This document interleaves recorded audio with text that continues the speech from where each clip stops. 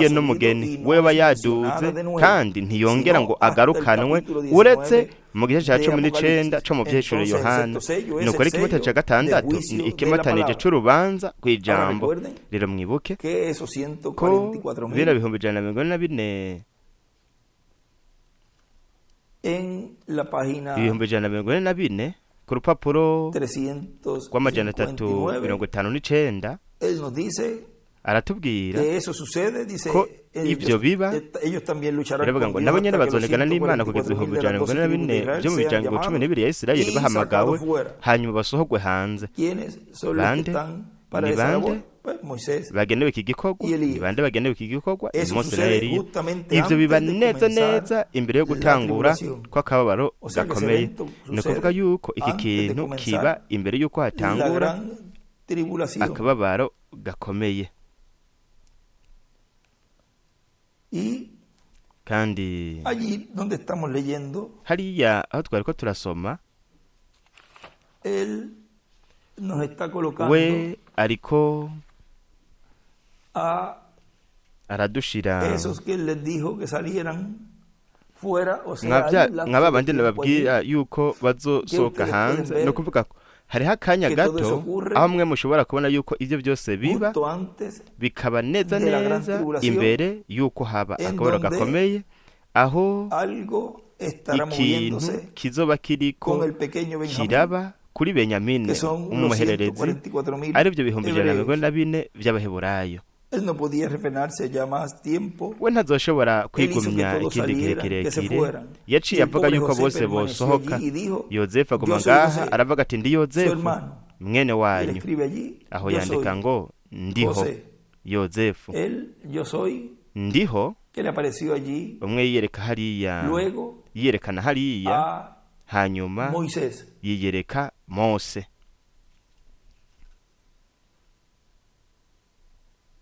Dice, aravuga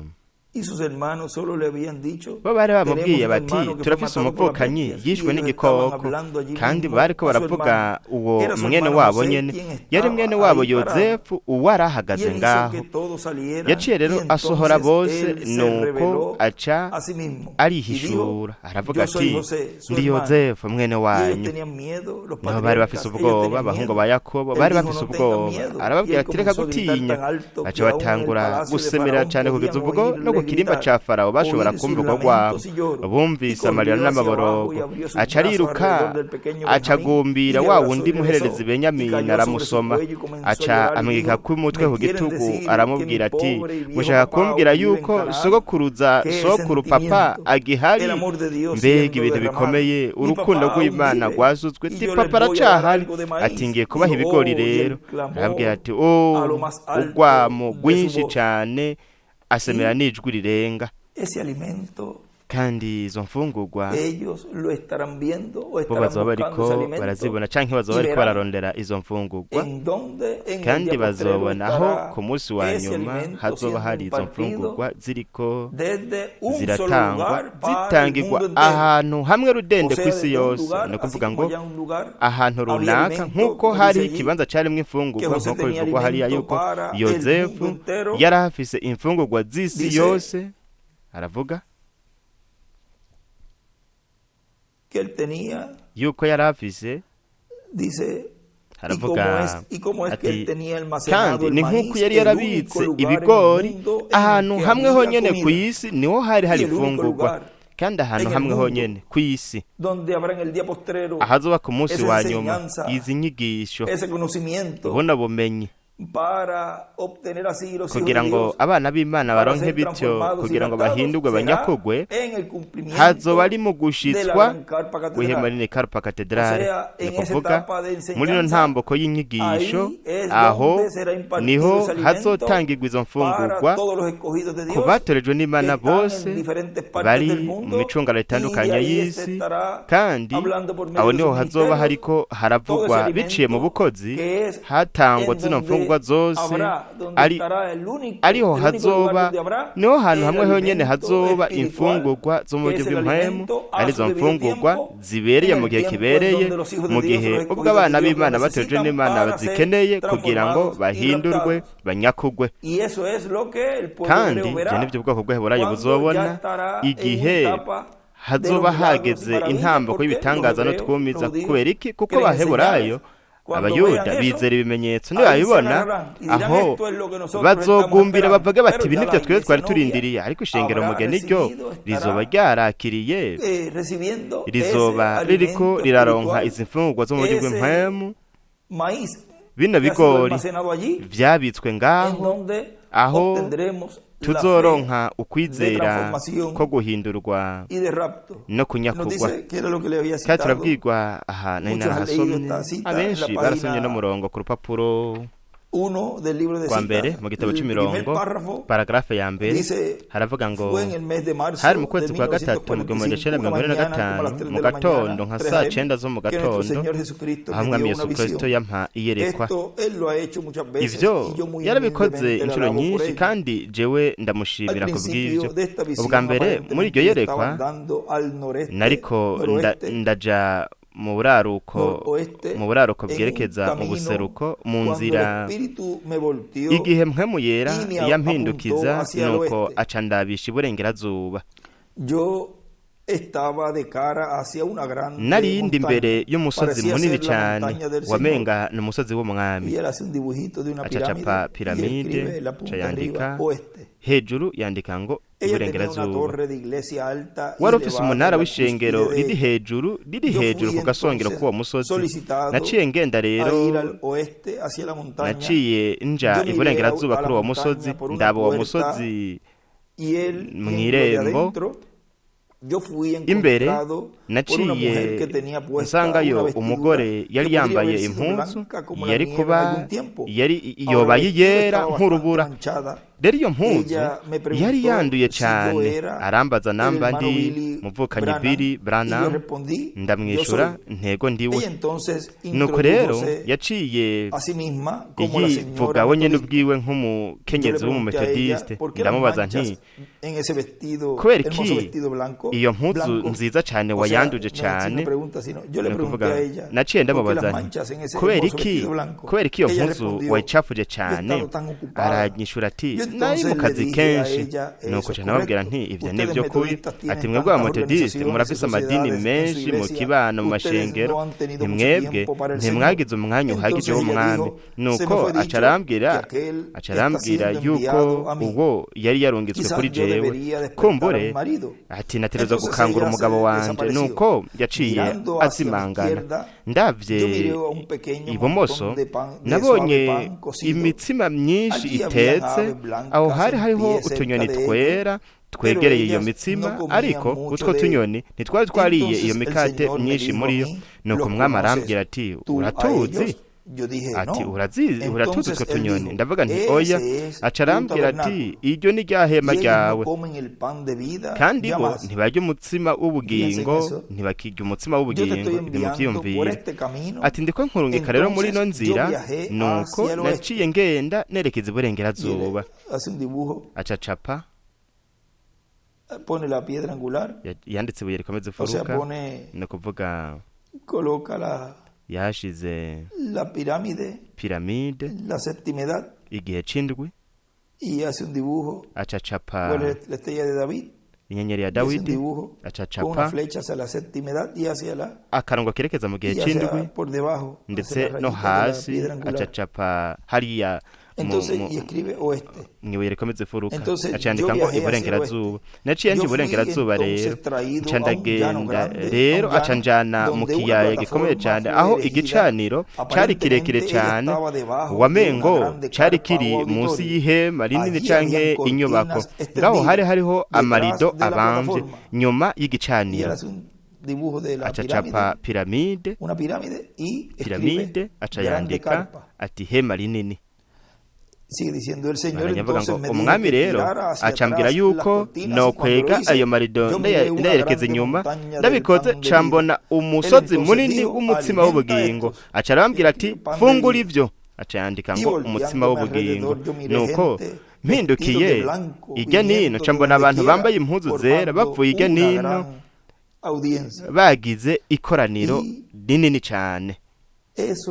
kandi ivyo está siendo cumplido en una biriko manera biragenda tan bishitswa sencilla mu buryo buciye como bugufi Dios cane nos ha estado dando ngera Imana ese yagiye pan de iraduha uno mutsima vida, w'ubugingo ese mu cumplimiento mu que gushitswa Él en varias ocasiones nos we decía. we Y cuando inshuro estemos nyinshi en la yaratubwira carpa, ngo nitwaba turi mu ihema esa etapa de la enseñanza, ino la ntambuko carpa, la enseñanza y y'inyigisho todo eso, ihema inyigisho y ivyo vemos byose cómo todas esas escrituras rero turabona ingene armonizan bino como un vyanditswe byose rompecabezas. bigenda birahura Y como Dios nka va ca cumpliendo gishusho n'ingene Imana todas esas igenda visiones que le han sido irashitsa mostradas al rino reverendo yerekwa William Branham yeretse en una manera William Branham tan mu sencilla buryo buciye bugufi y cane que a cada uno de nosotros, kandi umwe como los wese muri entendidos, twebwe que le fue dicho a nk'abagize Daniel, ubwenge nk'uko que los entendidos Daniyeli iban a yabwiwe comprender, ati abagize ubwenge a comprender. bazobitahura hemos sido cada uno de nosotros umwe wese muri que hemos twebwe rero comprendido twagiye todo eso turatahura ibi byose ya había Imana profetizado y yari le había yaravugishijwe dado en visión al kandi reverendo William Branham, que fue el ikereka más mu iyerekwa que le Reverend William dio Branham muchos kuko detalles niwe de lo que iba a yatanze ser ido n'ido esa by'ibyo parte de la tercera etapa izokora muri iki gihe cy'uruhuko en rwa la cual, gatatu arico en una gran carpa catedral mu ihema rinini Carpa iba a Cathedrale estar allí almacenado ese aho alimento hazoba espiritual, ese habitswe maíz, izo mfungurwa zo mu buryo ese pan bw'impemu de ivyo vida bigori uwo mutsima que w'ubugingo necesitaban los escogidos uwo de Dios abatejwe para n'Imana obtener la fe bazoba del bakeneye rapto, kugira la ngo fe baronke ukwizera ko de kunyakurwa transformación. ukwizera ko Así guhindurwa que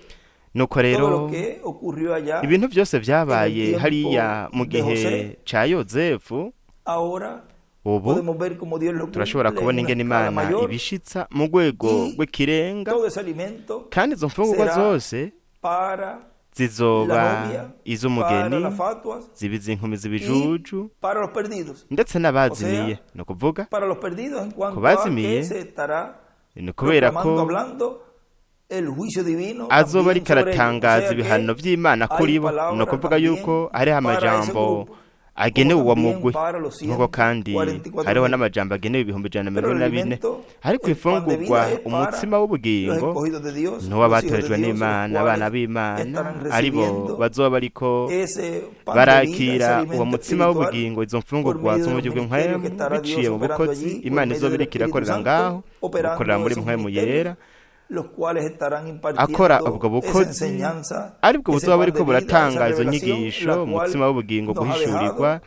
aribyo almacenado el twasigiwe ángel del Señor Jesucristo, tubikiwe William n'amarayika Soto w'umwami Yesu Santiago, Kristo el cual William Soto Dios, por Santiago medio de él, nos ha ariwe Imana traído biciye toda muri esta we revelación, yatuzaniye y kugwishurirwa ahora kose estamos impartiendo ubu esta naho palabra tukaba turiko por medio turasabikanyira ijambo de biciye esta forma y esta manera muri en que buno Dios ya buryo lo tenía ubwo Imana programado desde yari antes de la yarabitegekanije fundación del mundo. uhereye kuva isi Una itararemwa manera uburyo y una forma hamwe que muchos n'uburyo quizás abenshi no la kumbure comprenden, no la entienden, pero badatahura es lo que Dios ariko pensó nivyo y Imana lo que Dios yiyumviriye tenía escrito ya kandi en su nivyo programa, que nivyo iba a Imana ser yari el yaranditse mu mugambi cumplimiento de la wayo visión de la yuko Carpa bizoba mu Catedral gushizwa kw'iyerekwa en ry'ihema sus Carpa comienzos, Cathedral hasta llegar a mu esa parte ntango culminante kugeza donde no mu gice estaremos gisozera viendo ya aho tuzoba turiko esa turabona actividad que vio exactamente el ca reverendo gikorane William Branham. cabonwa na Pero Revera ya William en ese Branham momento ariko ya ico hubo gihe una trayectoria hari completa habaye urugendo de toda la obra que rwuzuye Dios rw'igikorwa cose iba a Imana estar realizando yari kuba bajo iriko irakora la carpa, ikorera bajo mu esa ihema grande carpa, muri rino esa hema grande rinini carpa. aho yanditse ngo ihema O sea que será rinini una ni ukuvuga yuko trayectoria, ruzoba ari una urugendo labor igikorwa rápida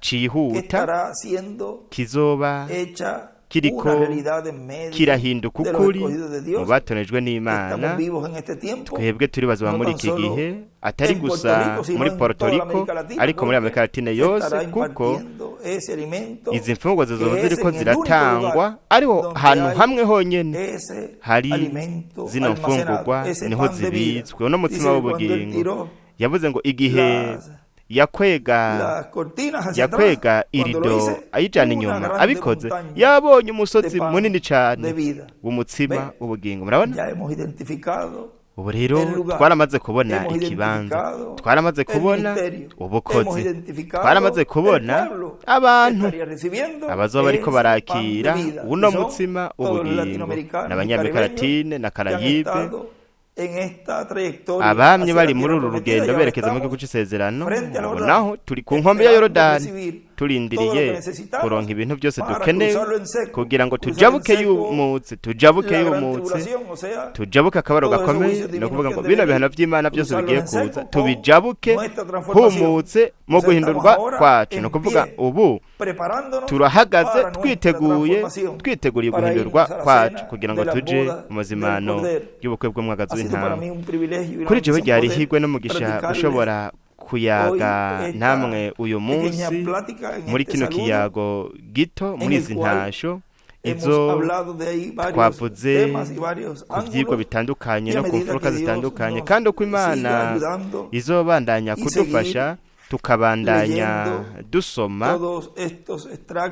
ino mirongo yose hamwe n'ubutumwa ndetse n'ibintu byose byanditswe, tuzogenda turabona mu buryo bufoboye, mu buryo bugaragara neza aho tugeze, aho twisanze, kugira ngo tube turi mu kibanza nyaco hamwe n'ubukozi nyabwo ku mugabane nyawo ndetse no mu gihe nyaco, kugira ngo turonke umutsima w'ubugingo mw'ihema nini Carpa Cathedrale. Mbere niko twashobora no kuzita zino ntasho umutsima w'ubugingo canke utangirwa mw'ihema rinini Carpa Cathedrale. Ese Imana yabazagira, Imana ikabarinda, kandi buri gihe mwe musengera Missionnaire Miguel Bermúdez Marín, Imana ibandanye kumuhezagira kandi ibandanye kumukomeza,